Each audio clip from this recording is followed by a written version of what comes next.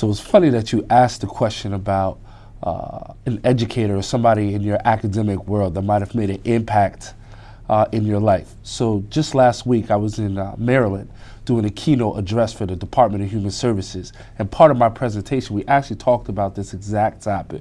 So when I was a senior in high school, I went to a vocational school, and in my senior year I decided that I wanted to go to college. And I was like, I think I want to try this social work thing, this education thing, right?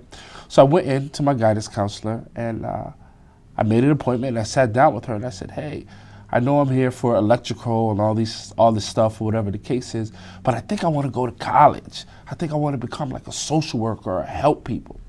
And she looked me dead in my face, and she said, Marcus, you're a smart kid, you're handsome, you're athletic, people like you, but I'm just not sure if college is the right move for you.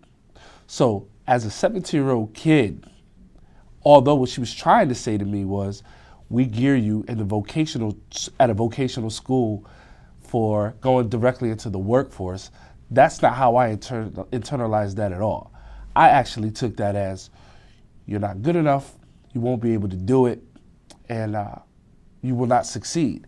And believe it or not, that was the primary motivator for me to develop some perseverance, some resilience, and really push and challenge myself, not only to show myself, but to kind of to show others at that young age. And it's really funny. So years down the road, I actually was back at my high school, and I was doing a training for the professionals, and my guidance counselor was in that training. And I always said, wait till I see her one day, because when I see her, I'm going to let her know not only did I do it, that I made it, despite what she thought. And it was funny, when I saw her afterwards, she came up to me, she said, you know what, Marcus, I remember when you were here at our school, and I knew back then that you were going to be something really, really special. And all those things that I really wanted to say, that I had lined up for years, went out the window immediately. And all I said to her was, thank you very much. So did I.